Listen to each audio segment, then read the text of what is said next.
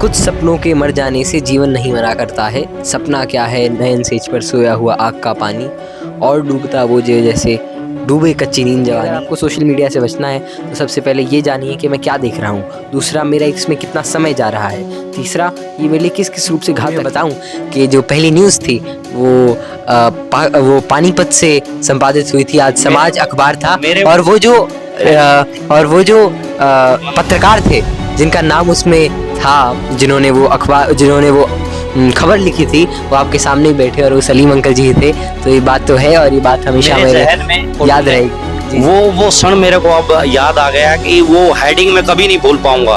वो मैंने पता नहीं कहाँ से वो हेडिंग आई कि चाणक्य की राह पर चला कौटिल्य। मेरे ख्याल से सबसे पहली जो खबर थी कौटिल्य यही थी। जी अंकल जी, मतलब वो तो आज भी दृष्टिगोचर है, और मतलब दिखती है जब भी सोचते हैं तो, या आप भी याद आते हैं और वो खबरें भी याद आती हैं। अगर आप लंबे अंतराल तक चीज़ों को नहीं देखेंगे, अगर आप हर अपनी गलती से नहीं सीखेंगे और कभी मतलब चेंज नहीं लाएंगे अपनी मेथडोलॉजीज़ के अंदर, तो एंड में आपको मतलब प्रॉब्लम फेस तो करनी है। नमस्कार दोस्तों, मैं सलीम और आप देख रहे हैं नमस्कार भारत। फिलहाल मैं आपको 10 साल पीछे लेके चलता हूँ, जिसके नाम का पूरे देश में हर घर में डंका बजा। एक छोटा सा बच्चा हर किसी को देखने को मिला, और जिसने भी वो बच्चा देखा उसने ये सोचा कि हमारा बच्चा भी उस बच्चे जैसा हो, और वो बच्चा था कौटिल्य पंडित। जी हाँ, कौटिल्य पंडित को चाहे वो अमिताभ हो, चाहे एपीजे अब्दुल कलाम हो, तमाम लोगों ने जो है उनको सराहा, और आज हमारे साथ हैं क्योंकि हमारे पड़ोसी हैं। आज थोड़ा सा समय मिला, काफ़ी दिन बाद मिले हैं, और आप देखकर हैरान हो गए। इस समय कोटि को पहचानना मुश्किल है, क्योंकि वो अद्भुत बच्चा आज एक जवान बच्चा बन चुका है आपके सामने। आप फिलहाल उनसे पूछते हैं कि क्या कुछ वो कर रहे हैं, किस तरह की उनकी ज़िंदगी जो है वो चल रही है। मैं भी काफ़ी दिनों में मिला हूँ। कौटिल्य जी, सबसे पहले स्वागत है नमस्कार भारत का। Thank you uncle ji. Uncle ji नमस्ते। सलीम अंकल जी जो कि बिल्कुल मतलब हमारे परिवार में ही हैं, और आप सभी नमस्कार भारत के दर्शकों को मेरा प्रणाम। हाँ, जैसे अंकल जी ने पूछा कि आजकल मैं क्या कर रहा हूँ, तो अभी मेरी जो 12th क्लास है, 12वीं कक्षा है, वो पूरी हो चुकी है, और अभी एग्ज़ाम्स जस्ट अभी क्लियर हुए हैं। तो पहले तो मतलब ये जो पूरा शैक्षणिक स्कूली शिक्षा का जो दौर था वो एक ख़त्म हुआ, और अब आगे मेरे को फ़िज़िक्स के अंदर अंडरग्रेड में I have been admitted to Oxford and other universities. So I am planning के वहाँ से अंडरग्रेड के अंदर, पोस्ट ग्रेड के अंदर मतलब अच्छी रिसर्च हो, और फिर साइंस के अंदर, फिज़िक्स के अंदर कुछ ग्राउंड ब्रेकिंग चीज़ कर सकें। तो इस चीज़ का पूरा लक्ष्य है। कोटि, हर माँ बाप ने ये सोचा, जब आप जिस समय वो दौर चला आपका, मैं टीवी के जो एंकर हैं बड़े बड़े और टीवी के जो स्टार हैं बड़े बड़े, वो लाइनों में लगते थे कि कौटिल्य पंडित है, उनका इंटरव्यू हम करें, उनको आपको दिखाएं, देश को दिखाएं। देश के अलावा बाहर भी, जो विदेशों में भी जो है कौटिल्य पंडित की जो है गूंज वो देखी गई। तो जो आपका जो बुद्धि थी उसको लेकर ही एक आश्चर्यचकित चीज़ें निकल कर आई कि इतनी बुद्धि छोटे से बच्चे में, उसी के कारण आप फेमस हुए। वो बच्चा और आज का कौटिल्य पंडित, क्या फ़र्क है दोनों में अभी तक? क्योंकि इस समय कौटिल्य पंडित फेमस भी हो चुके हैं, उस बच्चे में और आज के कौटिल्य में क्या अंतर देखते हैं? एक तो अंतर समय का है, तो सबसे पहले ये है कि थोड़ी सेंस ऑफ मैच्योरिटी आ गई है बहुत ज़्यादा, और एक्सपीरियंसेस आ गए हैं, बहुत सारे नए लोगों से मिले, बहुत सारे नए प्लेटफॉर्म्स देखे, तो एक ओवरऑल सेंस ऑफ मैच्योरिटी और ओवरऑल सेंस ऑफ हैंडलिंग तो आती ही है समय के साथ भी। दूसरी चीज़ ये है कि अंकल जैसे इंटरव्यूज़ के बारे में बात कर रहे थे, तो पहला तो मतलब जो अखबार की कटिंग थी, या जो पहली जो न्यूज़ थी, उसके लिए तो मतलब तो आपको भी पता है, और दर्शकों को भी मैं बताऊँ कि जो पहली न्यूज़ थी वो पानीपत से संपादित हुई थी। आज समाज अखबार था, और वो जो पत्रकार थे जिनका नाम उसमें था, जिन्होंने वो खबर लिखी थी, वो आपके सामने ही बैठे और वो सलीम अंकल जी थे। तो ये बात तो है, और ये बात हमेशा मेरे याद रहेगी। वो क्षण मेरे को अब याद आ गया कि वो हेडिंग मैं कभी नहीं भूल पाऊंगा। वो मैंने पता नहीं कहाँ से वो हेडिंग आई कि चाणक्य की राह पर चला कौटिल्य। मेरे ख्याल से सबसे पहली जो खबर थी कौटिल्य यही थी। जी अंकल जी, मतलब वो तो आज भी दृष्टिगोचर है, और मतलब दिखती है जब भी सोचते हैं तो, या आप भी याद आते हैं और वो खबरें भी याद आती हैं। तो है जी। मैं ये कहना चाहूँगा, हर माँ बाप ये सोचता है कि हमारा बच्चा भी ऐसे ही बने, चाहे वो 99% लेके आए। दबाव रहता है काफ़ी पढ़ाई का बच्चों पर। हर माँ बाप ये सोचता है कि कौटिल्य पंडित कहाँ पहुँच गए, कैसे उनमें इतना ज्ञान आया। हर माँ बाप की ये इच्छा रहती है कि हर बच्चा कौटिल्य पंडित बने। तो उन माँ बापों को और उन बच्चों को क्या आप कहना चाहते हैं कि वो कौटिल्य पंडित की तरह इतने बुद्धिमान बने? नहीं, मैं सबसे पहले इतना ही कहूँगा कि जो व्यक्ति है, जो भी बच्चा है, वो अपने जैसा बने, जैसा ही वो बेस्ट बन सकता है। तो ऐसा नहीं है कि किसी से कंपैरिजन किसी भी फील्ड में हो। क्यों? क्योंकि हर जगह बहुत अच्छे बच्चे हैं, पढ़ाई में इतने अच्छे बच्चे हैं, स्पोर्ट्स में कोई अच्छा है, कोई कुछ कर रहा है, कोई कुछ अलग चीज़ कर रहा है। तो जो एक चीज़ ध्यान में रखनी चाहिए वो ये है कि कोई किसी भी प्रकार का कंपैरिजन ना हो। जैसे अभी आपने कहा कि बहुत बच्चे दबाव में रहते हैं, तो दबाव जो है वो जब कंपैरेटिव एनालिसिस होता है, जब तुलनात्मक विश्लेषण होता है किसी भी चीज़ का, किसी भी व्यक्ति का, किसी भी बच्चे का, तो आमतौर पर यही होता है कि फिर उसमें स्ट्रेस या इस टाइप की चीज़ें आती है। तो पहली बात कि ज़्यादा तुलना मत हो। हाँ, ये हो कि वो जो भी बच्चा है वो अपने आप से जूझे, वो खुद अपनी चीज़ों को और समर्पण के साथ उनमें लगा रहे, अपना काम करे। अगर वो खेल रहा है तो वो और अपना परिश्रम को और बढ़ाए, और अगर वो ऐसी पढ़ाई के अंदर कोई बच्चा है तो वो अपने नंबर ऑफ़ आवर्स, अपनी सीटिंग, साथ में अपना जो उसका जो एफ़र्ट्स हैं उनको बढ़ाने की कोशिश करे। तो इस बात पे अगर ध्यान हो तो बच्चे जो हैं वो बहुत सभी अच्छा करेंगे, और एक पॉजिटिव एटीट्यूड रहेगा, चीज़ें हॉस्टाइल नहीं रहेंगी। कौटिल्य, अभी बच्चों के है ना, सीबीएसई हो या दूसरे एग्ज़ाम चले हुए हैं, एग्ज़ाम का दौर है, और कुछ ही जब रिज़ल्ट आता है तो दबाव में कुछ बच्चे ऐसे होते हैं जो कम नंबर रहते हैं, कोई उससे आगे निकल जाता है। बहुत सारी जो है वो सरकमस्टांसेस ऐसे देखने को मिलते हैं, कई बच्चे सुसाइड तक कर लेते हैं। ऐसी अवस्था में कौटिल्य पंडित उन बच्चों को जो वो चीज़ नहीं हासिल कर सके, वो लक्ष्य पे नहीं पहुंच सके, कम नंबर आए हैं उनके, उन माँ बापों से भी और उन बच्चों से भी क्या कहना चाहेंगे? मैं यही कहूँगा कि गोपाल दास जी ने कहा था कि कुछ सपनों के मर जाने से जीवन नहीं मरा करता है। सपना क्या है, नयन सेज पर सोया हुआ आग का पानी, और डूबता वो जैसे डूबे कच्ची नींद जवानी। तो यही है कि डूबे बिना नहाने वालों, मोती व्यर्थ गंवाने वालों, कुछ सपनों के मर जाने से जीवन नहीं मरा करता है। तो जीवन बहुत बड़ा है, और कुछ पानी के बह जाने से सावन भी नहीं मरता है। ऐसे ही कुछ सपनों के, कुछ अपॉर्चुनिटीज़ के जाने से, ऐसा नहीं कि आपके पास सब है, हाँ आपके पास सब चला गया है, ऐसा नहीं है, लेकिन हाँ उससे सीख लेना ज़रूरी है, और चीज़ें पॉजिटिवली आप रखो।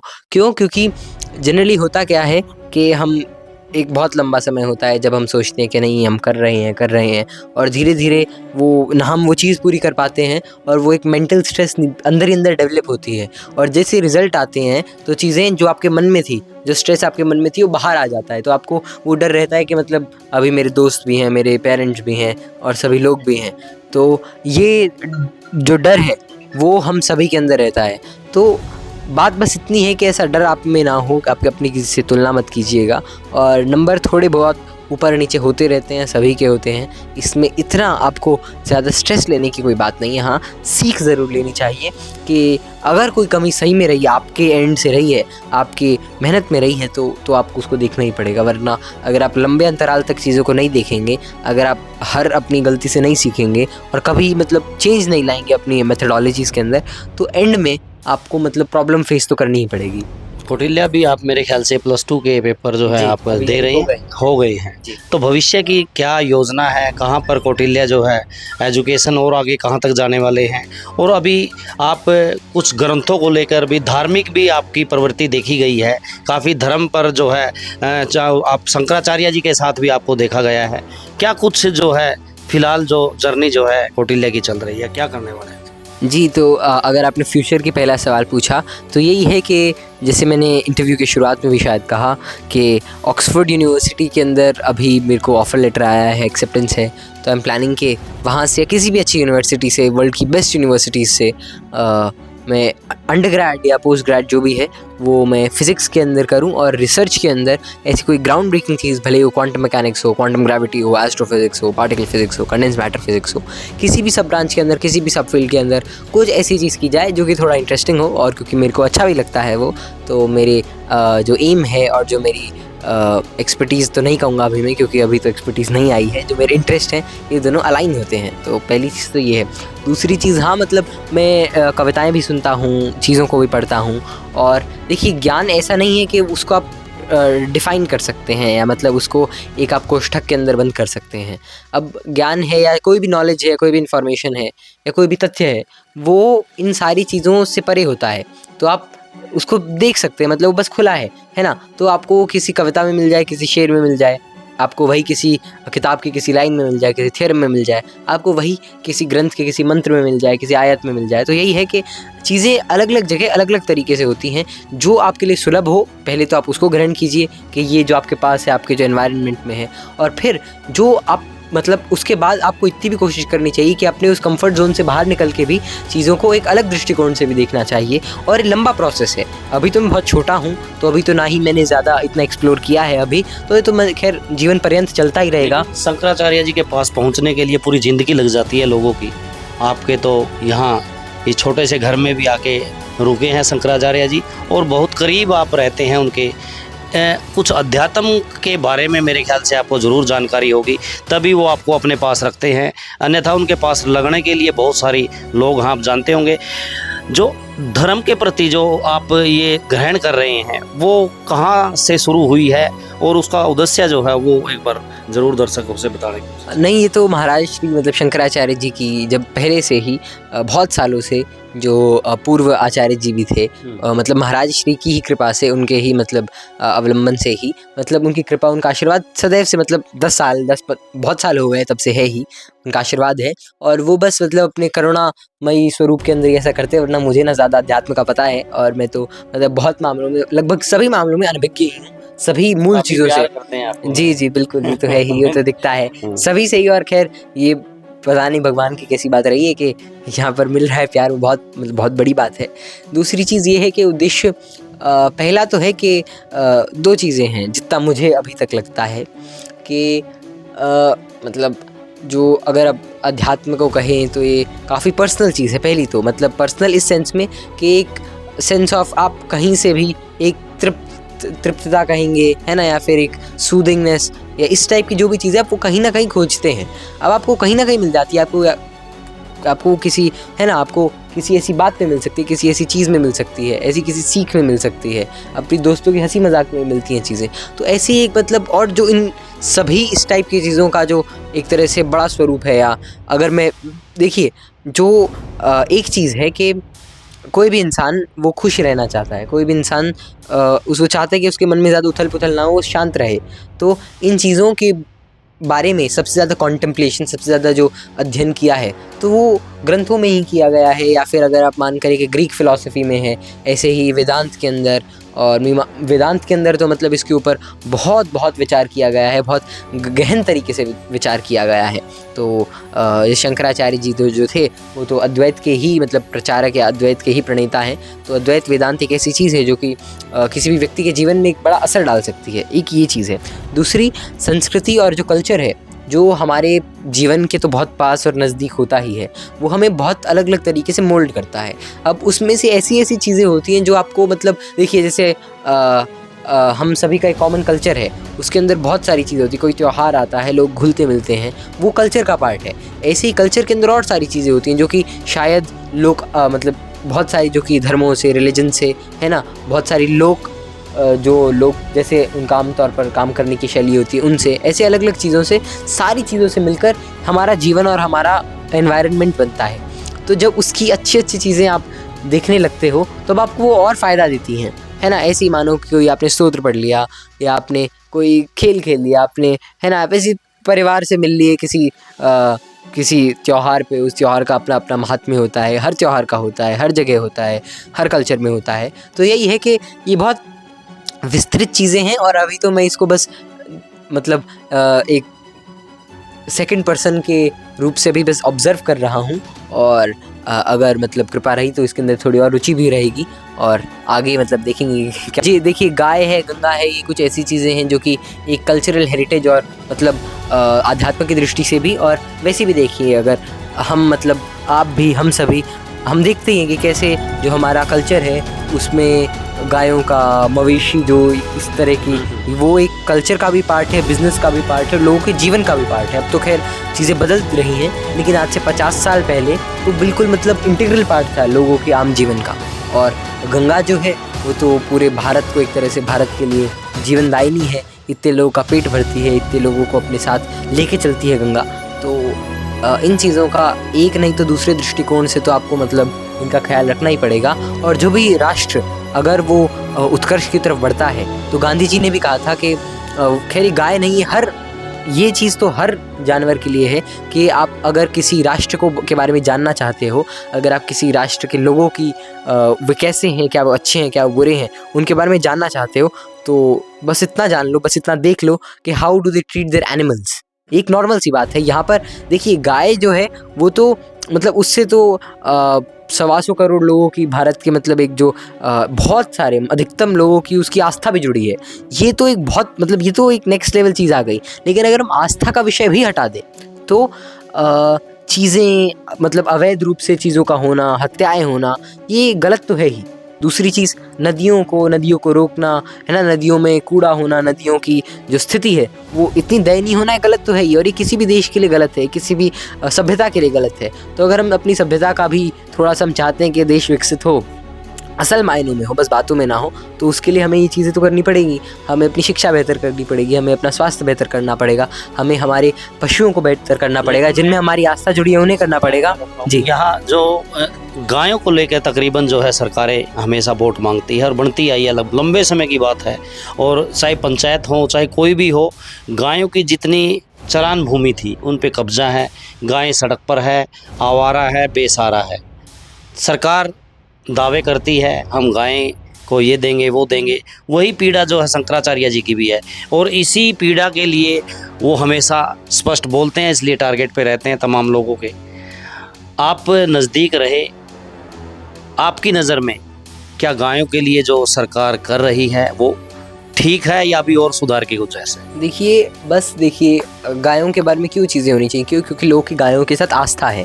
मतलब आप किसी और पशु या किसी और ऐसी जीव के बारे में तो नहीं कह रहे, क्योंकि गाय को मतलब मेरे मन में या बहुत सारे लोगों के मन में मतलब माता है, और वो एक स्पष्ट रूप है। उसका निरूपण ऐसा भी नहीं है कि बस आज से है, वो बहुत लंबे काल से है, पहली बात। दूसरी चीज़, बहुत सारी चीज़ें पॉलिटिकल भी होती हैं। क्योंकि मतलब ऐसा भी नहीं है कि राजनेता, मुझे जैसा लगता है कि वो ऐसे बिल्कुल ईविल होते हैं, लेकिन हाँ वो हर स्टेट पे फिर कॉम्प्रोमाइज़ करने लग जाते हैं, और फिर कॉम्प्रोमाइज़ ऐसे जाता है कि मतलब वो हर स्टेज पे हो जाता है। और ये हर जगह है, ये पूरे विश्व में है। तो कथनी और करनी में हर चीज़ों का फ़र्क होता है। और 100% अगर जिस दिन चीज़ों का इम्प्लीमेंटेशन हो जाए तो शायद उस दिन तो मतलब हम काफ़ी आगे पहुंच जाएंगे, और होना चाहिए। ये तो मतलब एक नॉर्मली चीज़ मैं कह सकता हूँ। लेकिन हाँ, अभी मैं उस स्थिति में नहीं हूँ कि मैं अभी उस स्थिति में नहीं हूँ, पहली बात। क्योंकि मैं अभी, एक तो मैं एक्सपीरियंस से बहुत कम हूँ, मैंने उतनी दुनिया को नहीं देखा। दूसरी चीज़, अब जैसे जैसे धीरे धीरे सशक्त होंगे तो अपनी भी एक आवाज़ आएगी, और महाराज श्री के, शंकराचार्य जी के, या किसी भी मतलब उनका जो मार्गदर्शन है कि वो मिलता है, और एक सही अवधारणा, एक सही मन जो है वो तो बाद में बनेगा। तो अभी तो है कि अभी मैं स्टूडेंट हूँ, और अभी मेरा ज़्यादा ध्यान अपनी पढ़ाई को लेके है। कोटी, बीच में मैंने ये, क्योंकि चर्चा ही हुई कई बार फादर साहब से, आपको कई सीरियल में जो है चांस मिल रहा था, आपने मना किया। कहीं आपके जो चीज़ है वो आनी थी, वो मेरे ख्याल से अभी तक नहीं आई। कुछ ऐसी चर्चाएं थी, आपको वो अपने आप ही छोड़ दी या कुछ आना ही ऐसे इससे? नहीं, ऐसा था कि मतलब एक बाल चाणक्य का रूल था, बाल चाणक्य सीरियल था, और उसका पायलट शूट हुआ था। फिर वो आगे नहीं बढ़ पाया। हाँ, उसके अंदर मन था कि वो आगे बढ़े, क्योंकि वो चाणक्य का था और उसके प्रति एक मतलब एक भावना भी थी। दूसरा, पेशवा बाजीराव एक सीरियल आया था सोनी टीवी पे और उसके अंदर मतलब आई डिड इट, और शुरुआत पे उसकी फर्स्ट चॉइस थी, उसके लिए गए थे। लेकिन फिर बाद में धीरे धीरे मन भी चेंज हुआ। एग्जैक्टली थोड़े टाइम में चेंज हो गया था।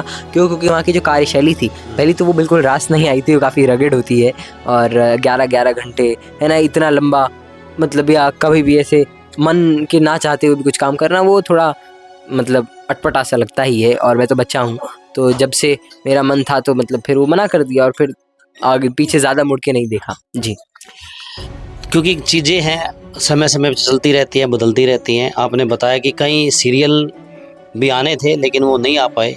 अभी भविष्य में कुछ है, माता पिता से कोई डिस्कस हुई हो? नहीं, कुछ और बॉलीवुड में जाने की कोई इच्छा हो, कोई इस तरह की कोई? नहीं, मतलब इच्छा तो बिल्कुल नहीं है बॉलीवुड में जाने की। या खैर, ये बातें काफ़ी अपना मतलब एक टिपिकल जर्नलिस्ट वाली कर रहे हैं अंकल जी, जो आप अपने पिटारे से सारे वैसे सवाल लेके आ रहे हैं। लेकिन हाँ, नहीं, बिल्कुल नहीं। मैं एक स्टूडेंट हूँ, और पूर्ण रूप से मतलब मेरा ना अभी ज़्यादा वैसे इसमें आ मम्मी सकती है। पापा है ना, थोड़ा जो एक नेचुरल बच्चा होता है उसके बाद जवान बच्चा होता है, अब सोचने लग गए होंगे कि कोटी की शादी भी करनी है, कुछ ऐसा करना है। अभी तो कुछ आपके मन में कहीं से कोई गर्लफ्रेंड वगैरह कोई इस तरह से? अरे अंकल जी, आप भी पूरा मतलब नहीं, बिल्कुल नहीं।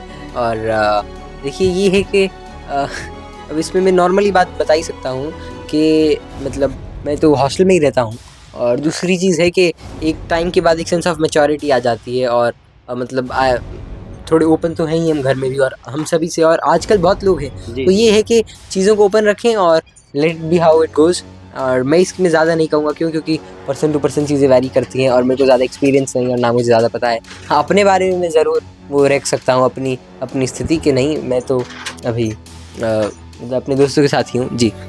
एक जो सबसे मेन समस्या इस दौर की देखी जा रही है, सोशल मीडिया। हर बच्चा, हर माँ बाप इससे चिपक गया है मोबाइल से, आप देख ही रहे होगे। गिरफ्त में आ चुके हैं बिल्कुल, खेल सोल सब चीज़ छोड़ चुके हैं, पढ़ाई भी छोड़ चुके हैं। और इसकी गिरफ्त से कैसे बचा जा सकता है, उन बच्चों को कैसे बचाया जा सकता है, क्या माँ बाप करें, क्या बच्चों को करना चाहिए, कुछ दिमाग में है ऐसा? क्योंकि आने वाला समय जो है, अभी आप जितनी भी खबरें पढ़ेंगे अखबार में, उसने वो छोड़ दिया, वो उस पर चढ़ गई, वहाँ से कूद गई, आत्महत्या कर ली, बच्चे मैच्योर भी नहीं हो पा रहे हैं, और इस तरह की जो है करतूतें देखने को मिल रही है। डेली की बात है ये, कैसे छुटकारा पा सकते हैं, क्या लगता है आपकी नज़र से? नहीं, ये देखिए नॉर्मल सी चीज़ है, ये चीज़ें बहुत कॉम्प्लेक्स होती हैं, और ह्यूमन माइंड कैसे रिएक्ट करता है चीज़ों को पर्सन टू पर्सन वैरी करता है। तो इसके लिए कोई हार्ड एंड फास्ट रूल नहीं है, पहली बात। दूसरी है कि ऐसी कोई ट्रिक तो है नहीं, आपको थोड़ा सा मतलब खुद जब आप आत्मावलोकन करते हैं थोड़ा सा, तब जाके आपको स्थिति थोड़ी सी स्पष्ट होती है। क्यों? क्योंकि इंटरनेट पे मतलब अथाह चीज़ें हैं, और उनका जो कंजम्पशन है वो बहुत आसान है, इसीलिए आप उन्हीं के अंदर डूबे रहते हैं। और फिर आपका जो मैकेनिज़्म है, आपका जो डोपामिन रिलीज़ है, वो भी इसी तरह का होता है कि आप चाहते हो कि नहीं, आप बार बार उन्हीं चीज़ों पर लौटें। तो नॉर्मल सी बात है कि नहीं, आपको इतना मतलब देखिए ये है कि आपको पता है कि मेरे लिए घातक है। जब आपको भी पता है, सबको पता है, नियर अबाउट 99% लोगों को पता है, इतनी अवेयरनेस ज़रूर है लोगों में। हाँ, ये जानते हुए भी मतलब उतने ही परसेंट 99% लोग तब भी करते ही हैं। तो बस है कि धीरे धीरे आता है, और मतलब हर व्यक्ति का अलग है। तो ये है कि अगर आपको सोशल मीडिया से बचना है, तो सबसे पहले ये जानिए कि मैं क्या देख रहा हूँ। दूसरा, मेरा इसमें कितना समय जा रहा है। तीसरा, ये मेरे लिए किस किस रूप से घातक है। तो ये चीज़ें जब धीरे धीरे होंगी, तब शायद आप में उतनी वो आ जाए। क्यों? क्योंकि ये पर्सनल लेवल पर चीज़ों को डील करना बहुत कॉम्प्लिकेटेड हो जाता है। क्यों? क्योंकि जो शत्रु है, जो भी हंता है, वो आपको मतलब वो भीतर है और वो आपको दिख नहीं रहा। और जब वो आपकी प्रॉब्लम आपके सामने नहीं होती, तब आपको उसका सॉल्यूशन ढूंढना थोड़ा और मुश्किल हो जाता है। बिल्कुल कौटिल्य, मेरे को करीब 12 साल पहले की एक बात याद आ रही है। आपका नाम कौटिल्य था, और आपने अपने इस नाम को, लोगों ने भी कहा कौटिल्य तो बहुत पुराना नाम है, इस तरह का नाम, एक अजीबोगरीब सा नाम था, मतलब इस तरह का समाज में नाम देखने को नहीं मिला था।